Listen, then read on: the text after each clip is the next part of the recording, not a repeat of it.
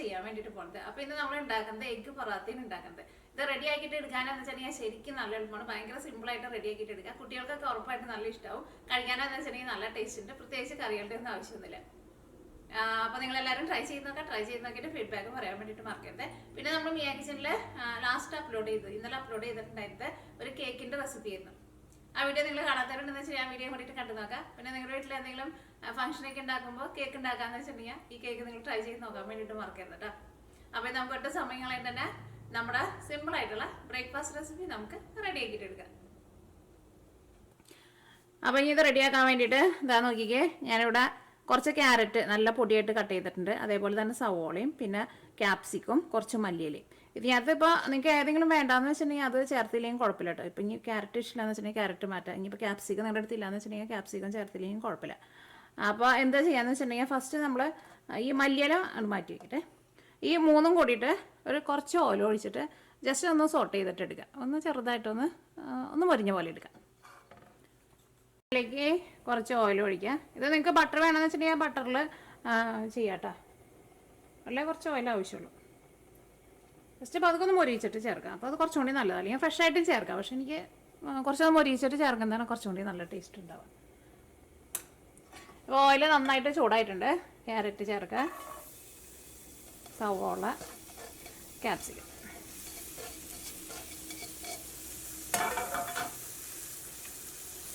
കുറച്ച് ക്രഷ് ചെയ്തേക്കണ ഉണക്കമുളകും ചേർക്കുന്നുണ്ട്. കുറച്ച് കുരുമുളക് പൊടിയും ചേർക്കുന്നുണ്ട്. കുറച്ച് കുരുമുളക് പൊടിയും ചേർക്കാം.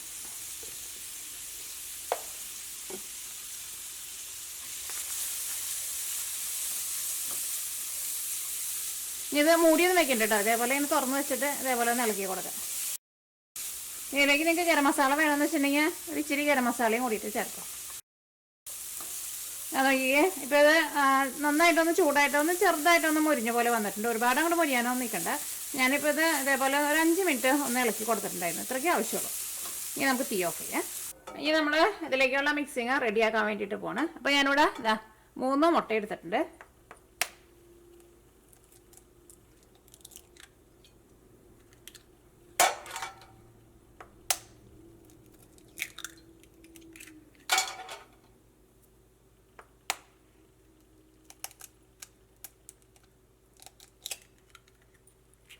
ഈ മുട്ട പൊട്ടിക്കുന്നത് പുതിയ സ്റ്റൈലായിട്ട്. അങ്ങനെ പൊട്ടിക്കാൻ വേണ്ടിയിട്ട് നല്ല എളുപ്പമാണ്. ഞാനിങ്ങനെ ഒരാളിങ്ങനെ ചെയ്യുന്നത് കണ്ടത്. ഞാൻ വിചാരിച്ചു ഇങ്ങനെ പൊട്ടില്ല, കൈ വേദന എടുക്കുന്നു. പക്ഷേ അങ്ങനെ കൈയൊന്നും വേദന എടുക്കില്ല കേട്ടോ. പെട്ടെന്ന് പൊട്ടലുണ്ട് അങ്ങനെ ചെയ്യുമ്പോൾ.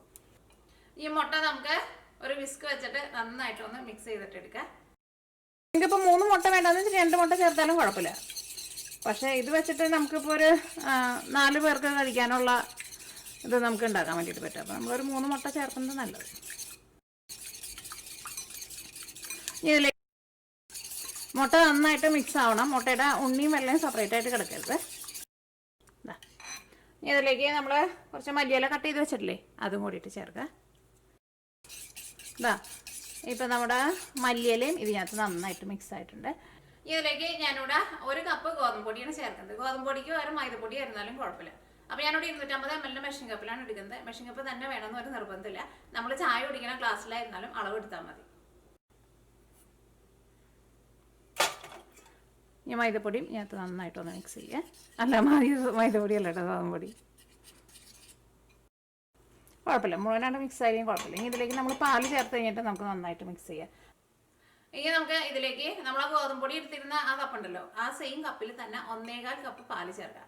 പാലും കൂടി ചേർത്ത് കഴിഞ്ഞിട്ട് നന്നായിട്ട് മിക്സ് ചെയ്യുക. ഇതിൻ്റെ ഒരു ബാറ്റർ എങ്ങനെ ഇരിക്കുന്നതെന്ന് വെച്ചിട്ടുണ്ടെങ്കിൽ ഇത് നമ്മൾ പാനിൽ ഒഴിക്കുമ്പോൾ നമുക്ക് പാനിൽ ഒഴിച്ചിട്ട് ഇങ്ങനെ ചിറ്റിക്കാൻ വേണ്ടിയിട്ട് പറ്റണം. അങ്ങനെ ചിറ്റിക്കാൻ വേണ്ടിയിട്ട് പറ്റണില്ല എന്ന് വെച്ചിട്ടുണ്ടെങ്കിൽ നിങ്ങൾ അതനുസരിച്ചിട്ട് എക്സ്ട്രാ ഇത്രയ്ക്ക് പാല് ആദ്യം ചേർക്കുക. അത് കഴിഞ്ഞിട്ട് അങ്ങനെ ചുടുന്ന സമയത്ത് ഫസ്റ്റ് ഒന്ന് ട്രൈ ചെയ്ത് നോക്കുക. അപ്പോൾ അങ്ങനെ പാനിലിട്ടിട്ട് ചിറ്റിക്കാൻ വേണ്ടിയിട്ട് പറ്റണില്ല എന്ന് വെച്ചിട്ടുണ്ടെങ്കിൽ നിങ്ങൾ അതനുസരിച്ചിട്ട് വെള്ളം കൂടി ചേർത്തിട്ട് ഈ ബാറ്റർ ഒന്ന് ലൂസാക്കിയിട്ട് എടുക്കണം കേട്ടോ. കാരണം എന്താണെന്ന് വെച്ചിട്ടുണ്ടെങ്കിൽ ഇത് ഭയങ്കര തിക്കായിട്ട് ഇരുന്നിട്ടുണ്ടെന്ന് വെച്ചിട്ടുണ്ടെങ്കിൽ നമ്മൾ ആ വിചാരിക്കുന്ന ടേസ്റ്റ് കിട്ടില്ല.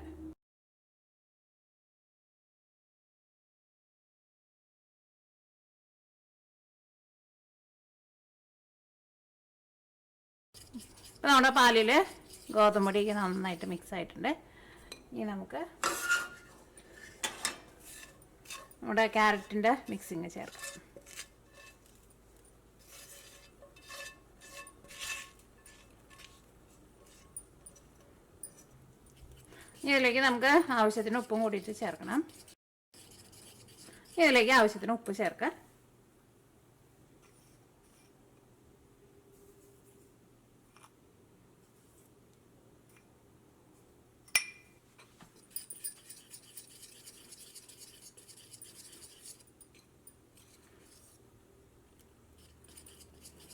അപ്പോൾ നമ്മുടെ മിക്സിങ് റെഡി ആയിട്ടുണ്ട്. അപ്പോൾ ഇനി ഇത് നമുക്ക് റെഡിയാക്കാൻ വേണ്ടിയിട്ട് ഒരു പാൻ വെച്ചിട്ട് ചൂടാക്കാം. പിന്നെ നിങ്ങൾ ബാറ്ററി എടുക്കുമ്പോൾ ഞാൻ നോക്കിയേ, ഞാനിവിടെ ഒരു കപ്പിലേക്ക് പകർത്തിയിട്ടുണ്ട്. ഓരോ പ്രാവശ്യം എടുക്കുമ്പോഴും ഇതേപോലെ ഇങ്ങനെ ഇളക്കിയിട്ട് വേണം എടുക്കാൻ വേണ്ടിയിട്ട്. നമ്മുടെ പാൻ നന്നായിട്ട് ചൂടായിട്ടുണ്ട്. ഇതിലേക്ക് കുറച്ച് ഓയിലൊന്ന് ഒഴിച്ചു കൊടുക്കുക.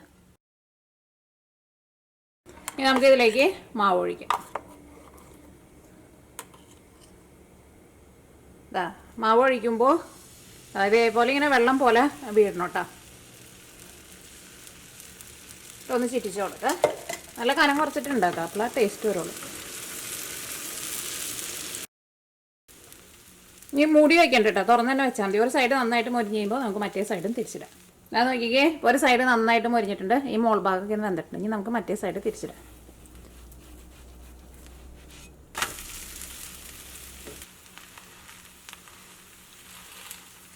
ഇതേപോലെ ഒന്ന് പ്രസ് ചെയ്ത് കൊടുക്കുക.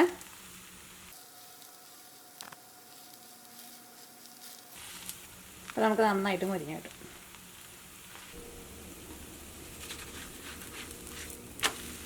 അത് നോക്കിക്കേ, നന്നായിട്ട് മൊരിഞ്ഞിട്ടുണ്ട്. ഇതേപോലെ ഇങ്ങനെ നന്നായിട്ട് മൊരിച്ചിട്ട് എടുക്കുക. അപ്പോൾ കഴിക്കാൻ വേണ്ടിയിട്ട് നല്ല അടിപൊളി ടേസ്റ്റ് ആയിരിക്കും. അപ്പോൾ ഇനി ഇതൊരു സെർവിങ് പ്ലേറ്റിലേക്ക് പകർത്തട്ടെ.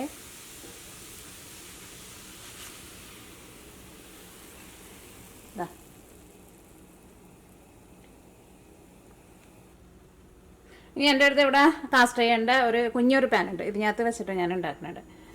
അത് നിങ്ങൾക്ക് വലിയ പാനിൽ വേണമെന്ന് വെച്ചിട്ടുണ്ടെങ്കിൽ അങ്ങനെ ഉണ്ടാക്കുക. കുഞ്ഞതായിട്ട് ഉണ്ടാക്കണമെന്ന് വെച്ചിട്ടുണ്ടെങ്കിൽ ഇതേപോലെ കുഞ്ഞ് പാൻ ഉണ്ടെന്ന് വെച്ചിട്ടുണ്ടെങ്കിൽ കുഞ്ഞതിലുണ്ടാക്കുക. അപ്പോൾ ഒരു പ്രാവശ്യം എടുക്കുമ്പോൾ പ്രത്യേകം ശ്രദ്ധിക്കുക, മാവ് നന്നായിട്ട് ഇളക്കിയിട്ട് വേണം കേട്ടോ എടുക്കാൻ വേണ്ടിയിട്ട്.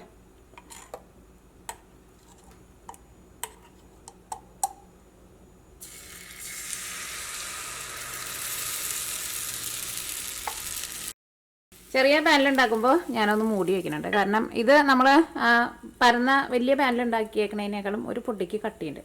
അപ്പോൾ ഇത് നമുക്ക് മൂടി വെച്ചിട്ട് റെഡിയാക്കാം.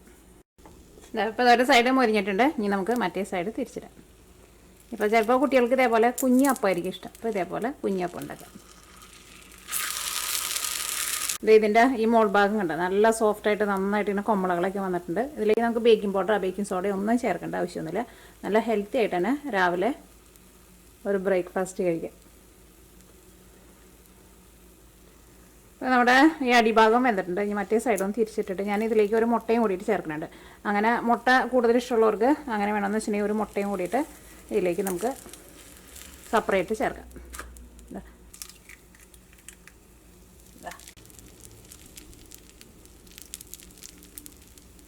ജസ്റ്റ് ഇതേപോലെ മുട്ടയൊന്ന് പൊട്ടിക്കാണ്ട് ഇതിലേക്ക് നമുക്ക് ഈ മുട്ടയിലേക്ക് ഉപ്പ് വേണമല്ലോ, ഒരു 2 നുള്ള ഉപ്പ് ചേർക്കുക.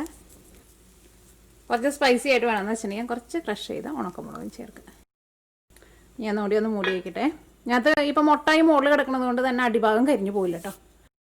ഇപ്പോൾ നമ്മുടെ മുട്ടയും വെന്തിട്ടുണ്ട്. ഒന്നുകൂടി ഒന്ന് വേവാനുണ്ട്, പക്ഷേ അത്രയ്ക്ക് വെന്താൽ മതി.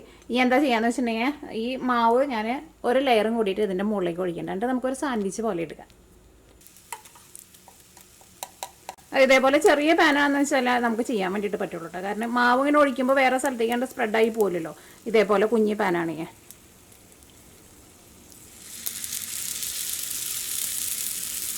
മൂടി വയ്ക്കാം. അപ്പോൾ ഒന്നും കൂടി ഒന്ന് തിരിച്ചിടാം. അപ്പോൾ ഈ മോൾ ഭാഗം ഒന്നും കൂടി നമുക്ക് നന്നായിട്ടൊന്ന് വെന്ത് കിട്ടും.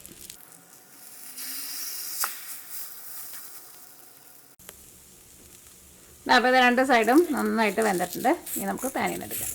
അപ്പോൾ ഇങ്ങനെ വേണമെന്ന് വെച്ചിട്ടുണ്ടെങ്കിൽ ഇങ്ങനെ എടുക്കുക, നേരത്തെ ചെയ്ത പോലെ വേണമെന്ന് വെച്ചിട്ടുണ്ടെങ്കിൽ അങ്ങനെ എടുക്കുക.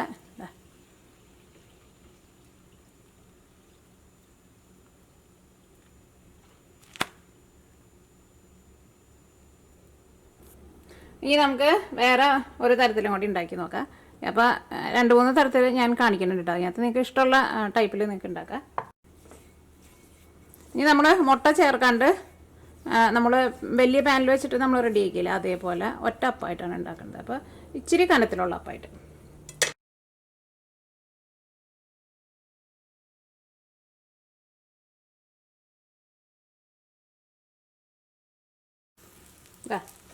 ഇതേപോലെ 2 സൈഡും നന്നായിട്ട് വെന്തിട്ടുണ്ട്. ഇതെടുത്ത് മാറ്റാം. അപ്പോൾ ഇങ്ങനെ വേണമെന്ന് വെച്ചിട്ടുണ്ടെങ്കിൽ ഇങ്ങനെ ഉണ്ടാക്കുക, അല്ലെങ്കിൽ നമ്മൾ നേരത്തെ കാണിച്ച പോലെ മുട്ട ചേർത്തിട്ട് അങ്ങനെ വേണമെന്ന് വെച്ചിട്ടുണ്ടെങ്കിൽ ഇതാ അങ്ങനെ ഉണ്ടാക്കുക. ഇതാ നല്ല സോഫ്റ്റായിട്ടിരിക്കുക.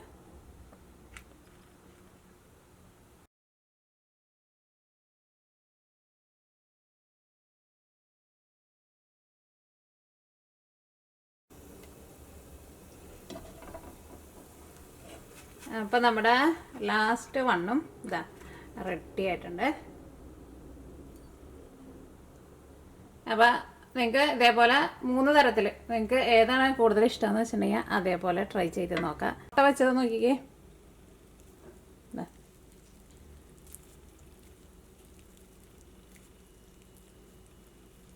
എനിക്ക് കൂടുതൽ ഇഷ്ടം എനിക്ക് ഇതേപോലെ ഇങ്ങനെ മുട്ട വെച്ചിട്ട് ഉണ്ടാക്കുന്നതാണ് എനിക്ക് കൂടുതൽ ഇഷ്ടം.